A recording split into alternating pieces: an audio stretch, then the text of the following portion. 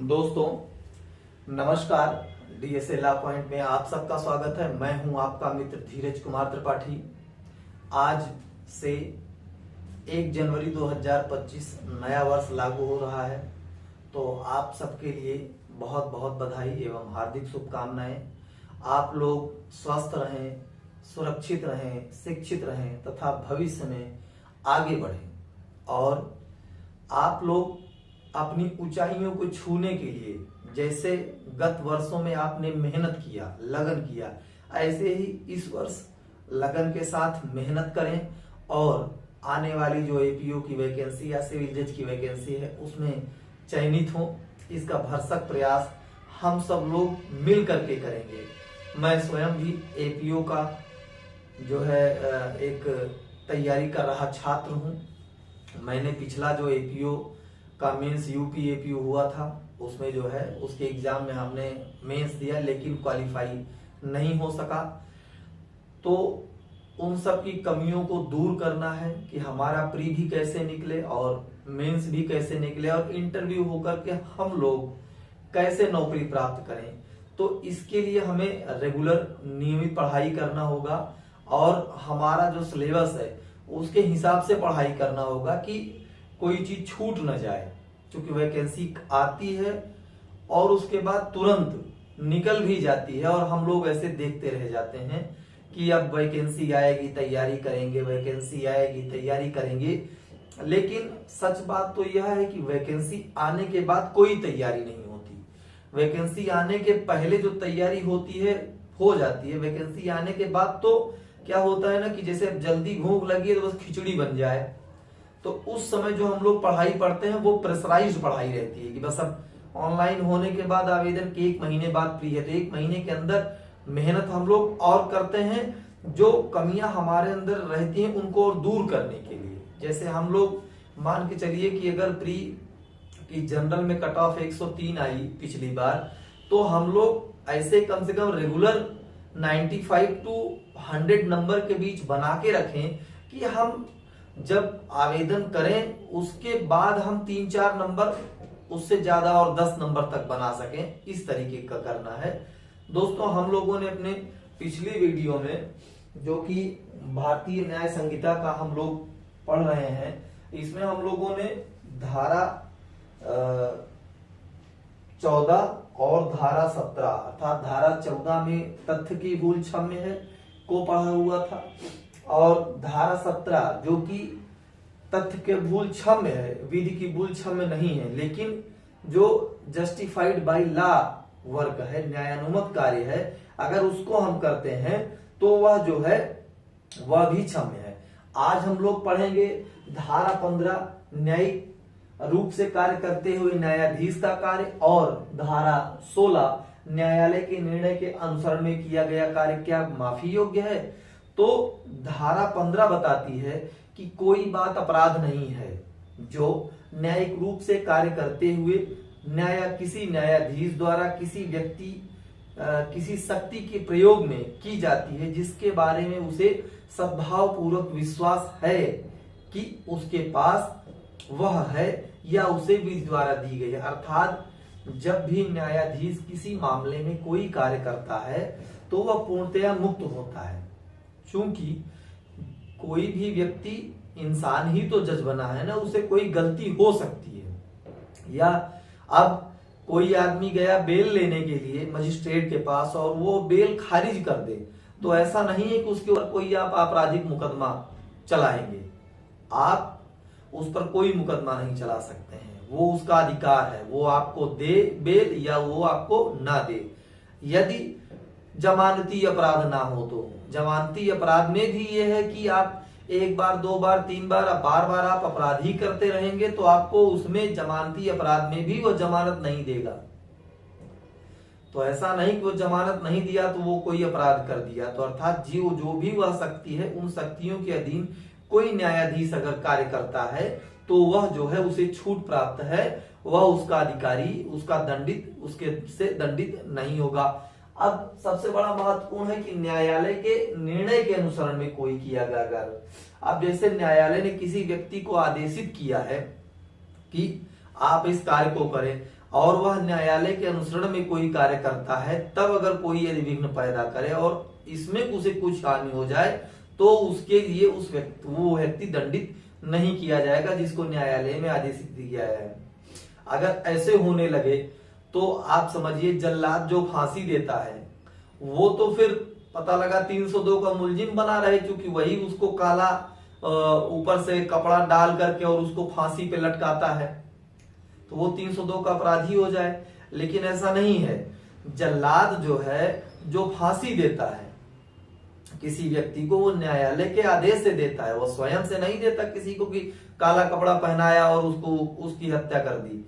न्यायालय उसको आदेशित करती है कि फला दिनांक को सारी जांच पूरी होने के बाद यदि वह तय तो उसको जल्लाद द्वारा फांसी दी जाएगी। तो वहां उसको जल्लाद जब फांसी देता है तो न्यायालय के आदेश की वजह से वह बचत प्राप्त है, छूट प्राप्त है, कोई अपराध नहीं करता है। इसमें दिया गया है कि कोई बात जो किसी न्यायालय के निर्णय या आदेश के अनुसरण में की जाए या उसके द्वारा अधिदिष्ट हो तो वह उस निर्णय या आदेश के प्रवृत्त रहते की जाए, अपराध नहीं है। चाहे उस न्यायालय को ऐसा निर्णय या आदेश की देने की अधिकारिता रही हो या नहीं, परंतु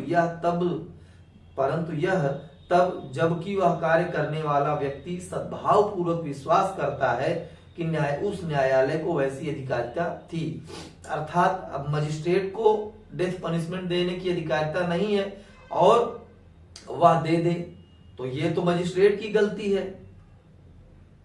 जो जल्लाद फांसी देगा उसकी थोड़ी गलती है, लेकिन वो जल्लाद भी देखेगा कि अगर किसी मजिस्ट्रेट ने फांसी दे दिया है तो उसे क्रियान्वित नहीं करेगा जब तक कि वह समुचित जो सक्षम प्राधिकारी है और समुचित न्यायालय के द्वारा कोई आदेश दिया गया होना चाहिए। तब जाकर के ये व्यक्ति जो है न्यायालय के निर्णय के आदेश में अपने आप को मतलब उसके ऊपर कोई अपराध कारित नहीं होगा, वह साफ साफ बच जाएगा। अब हम लोग बात करते हैं धारा 18 की। धारा 18 बहुत महत्वपूर्ण है।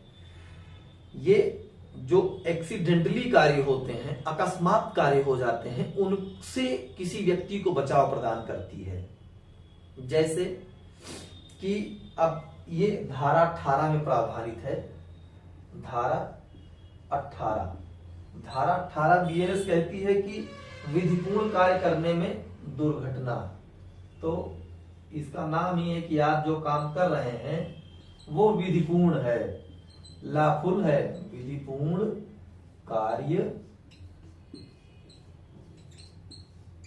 करने में दुर्घटना,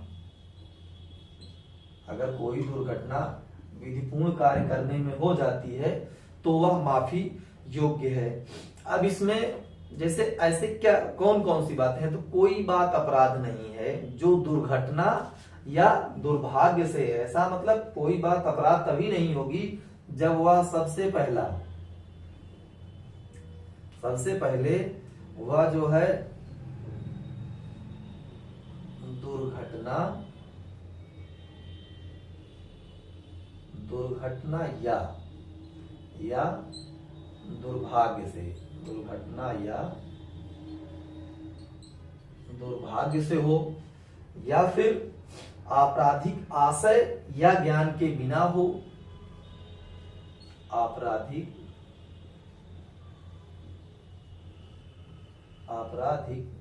आशय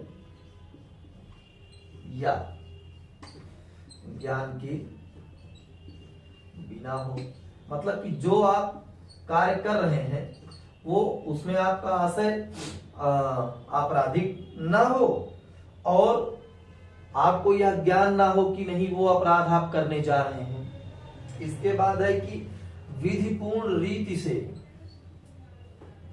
विधिपूर्ण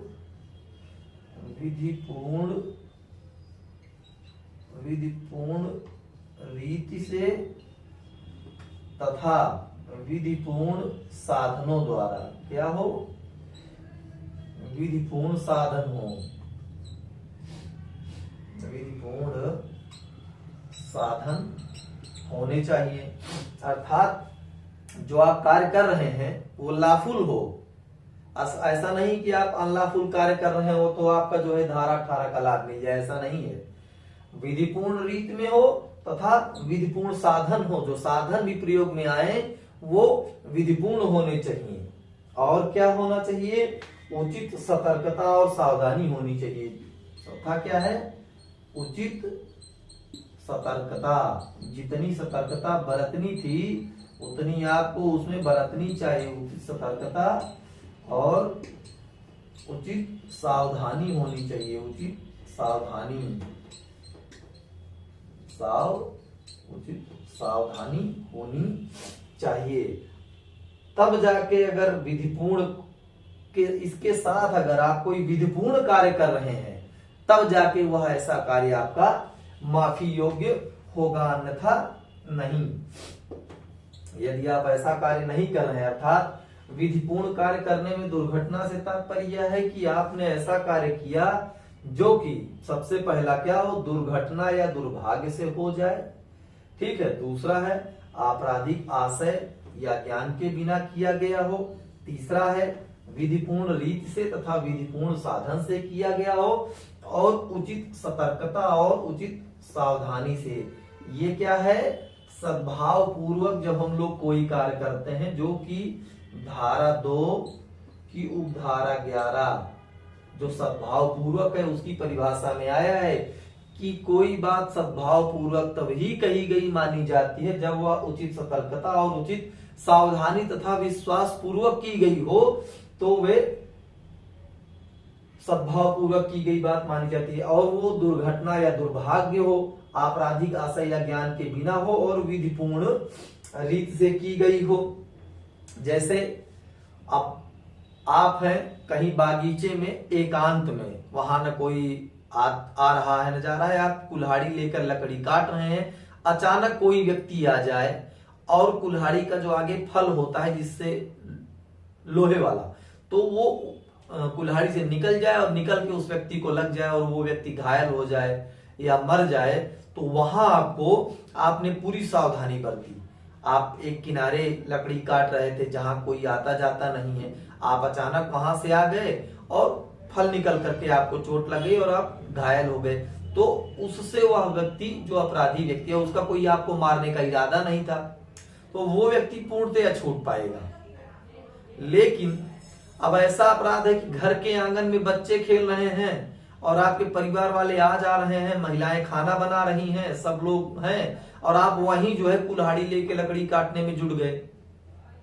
और यदि आपने उस समय वो फल निकलता है किसी की, उस जो है कुल्हाड़ी के फल निकलने से किसी की हत्या हो जाए या घोर उपहति हो जाए या ना सामान्य उपहति हो जाए, तो ऐसे में आप दंडित होंगे। जैसे बिल्डिंग बन रही है, अब आप ऊपर बैठे हैं, ऊपर से आपको कोई चीज नीचे गिरानी है तो आपको बकायदा नीचे 2 लोगों को खड़ा करना चाहिए, भाई एक आप उस तरफ देखो, आप उस तरफ देखो, कोई बीच में आए नहीं, तब आप बीच में गिराइए। और आप भी ऊपर से देख लीजिए कि हाँ भाई ठीक है, और पूरी सावधानी बरतते हुए आप जब कोई चीज नीचे फेंकेंगे और अचानक कोई व्यक्ति आके मर जाए, तब आप जो है उसमें बचाव पाएंगे। किसका? इस धारा 18 का बचाव पाएंगे कि आप विधिपूर्ण कार्य करने में आपने पूरी सावधानी बरती, उचित सतर्कता बरती और सावधानी। सतर्कता यही कि आप 2 लोग खड़ा किए थे, भाई कोई बीच में आए नहीं, और सावधानी ये थी कि आप ऊपर से देख रहे थे कि भाई कोई आ जाए और उसको चोट न लगे। अब अचानक आ गया कोई मर जाए तो बात दूसरी है, लेकिन उसमें आप जो है दोषी नहीं होंगे। अब दूसरा क्या है, आप बस ऊपर से आओ न देखे ताओ, बस सीधा ऊपर से इतना बड़ा बोझा उठाए, उसमें ईंट पत्थर भरा हुआ है बोरी का, और ऊपर से दे मारे 4 मंजिल के नीचे। नीचे नहीं देख रहे हैं कि बच्चे खेल रहे हैं, कि कोई व्यक्ति आ जा रहा है, पता लगा उसके ऊपर गिरा और वो मर गया, तो उसका आप लाभ नहीं पाएंगे, क्योंकि आपको उतनी सावधानी बरतनी चाहिए थी कि जो कि विधिपूर्ण हो, लाफुल हो। आपने नहीं बरता, इसलिए आप उसके दोषी माने जाएंगे। धारा 18 में एक दृष्टांत दिया गया है, वो बहुत महत्वपूर्ण है। उसमें कहा गया है कि कुल्हाड़ी से काम कर रहा है, कुल्हाड़ी का फल उसमें से निकलकर उछल जाता है और निकट खड़ा हुआ व्यक्ति मारा जाता है। यहाँ यदि का की ओर से उचित सावधानी का कोई अभाव नहीं था, उचित सतर्कता और सावधानी का कोई अभाव नहीं था, पूरी सावधानी आपने बरती थी, तो उसका कार्य माफी योग्य होगा और अपराध नहीं है। ऐसा जो है ये धारा 18 आपको बताती है। धारा 18 में और बहुत सारे महत्वपूर्ण उदाहरण है। ये एक्सीडेंटली जो कार्य होते हैं, अकस्मात के कार्य, इनसे आपको छूट दिलाती है। जैसे कि आप देखिए, इसके आवश्यक तत्व 4 होते हैं। इसके आवश्यक तत्व 4 हैं। हम लोग जब मेंस में आंसर लिखते हैं तो कोई समस्या आई, उस समस्या को हल करने के लिए 4 आवश्यक तत्व कौन कौन से होंगे? तो सबसे पहला होगा, जो ऐसा कार्य है वो एक दुर्घटना या दुर्भाग्य हो। दूसरा, कार्य किसी आपराधिक आशय या ज्ञान के बिना किया गया हो। और तीसरा है, दुर्घटना जो है वो वैध साधनों द्वारा कारित की गई हो और वैधिक रीत से, विधिपूर्ण रीत से की गई हो। और चौथा है, कार्य उचित सतर्कता और सावधानी से किया गया हो। अब ऐसे अगर कोई इनमें से किसी में कोई आपका कार्य आ जाएगा तो वो कार्य आपका माफी योग्य हो जाएगा। और जगेश्वर बनाम इंपरर के बाद में कहा गया कि जब जब लाठी से एक व्यक्ति को मार रहा था, उसकी पत्नी जो गोद में बच्चा लिए हुई थी, बचाने के लिए बीच में आ गई। एक लाठी बच्चे के सिर पर पड़ गया, बच्चे ने दम तोड़ दिया। न्यायालय ने 80 के बचाव को अस्वीकार करते हुए आग को दोषी ठहराया। ठीक है, तो आप लोग जो है, आज हम लोगों ने अपने इस वीडियो में धारा 15, धारा 16 और धारा 80 को पढ़ा है। अगले वीडियो में हम धारा 18 को पढ़ा है। हम लोग अगले वीडियो में धारा 19 पढ़ेंगे। 19 के बाद जो है 20 व 21 पढ़ेंगे। ठीक है, क्योंकि धारा 19 बहुत महत्वपूर्ण है। ये जो है आवश्यकता के सिद्धांत को बताती है, और अगर हम लोग उसको आज पढ़ेंगे तो वीडियो बड़ा हो जाएगा। इसके लिए हम लोग अपना वीडियो कल वाले में इसको आगे पढ़ेंगे। धन्यवाद मित्रों।